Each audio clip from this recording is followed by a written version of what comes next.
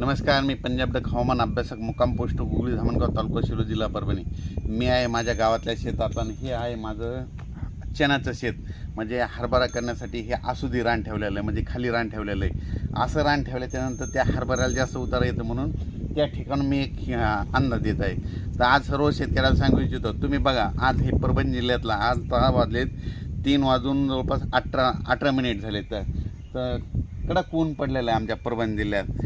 तर परभणी जिल्ह्यातले मला खूप शेतकऱ्याचे फोन आले म्हणून लगेच त्यांच्या माहितीच तो व्हिडिओ टाकण्यासाठी माझ्या शेतामध्ये आलो.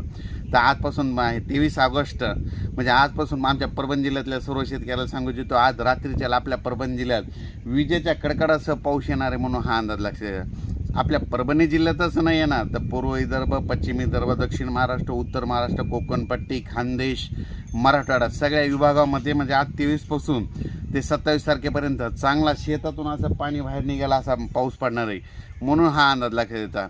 आपण आजचा व्हिडिओ झाल्यानंतर लगेच उद्या त्याला ह्या शेतातून पाणी वाहताना पुन्हा उद्या एक व्हिडिओ देणार आहेत म्हणून हे देखील सांगू इच्छितो, कारण की आज कडक ऊन पडलेलं आहे.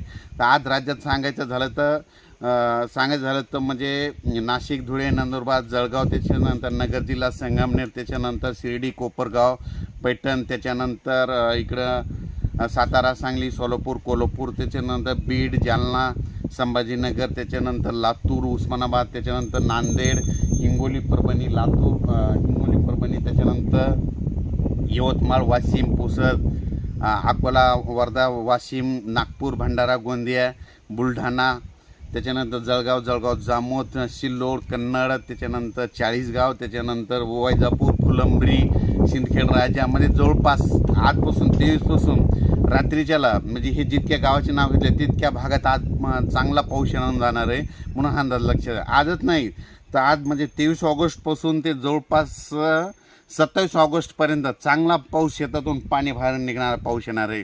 काही तळ्यामध्ये आवक देखील येणार आहे म्हणून ही अंदाज लक्षात घ्यायचा.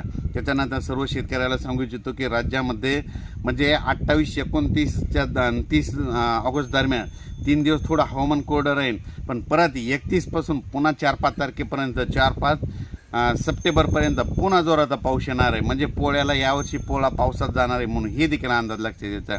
शेतकऱ्याला सांगू इच्छितो की म्हणजे आता बऱ्याच शेतकऱ्याचे फोन येलेत, पण कसं आहे अगोदरच मी मागच्या मेसेजमध्ये सांगितलं की ह्या म्हणजे हे पाऊस ना प्रत्येक गावाला 2दा येऊन जाणार आहे, म्हणजे 27 तारखेपर्यंत 2 वेळेस येऊन जाणार आहे म्हणून हा अंदाज लक्षात घ्यायचा.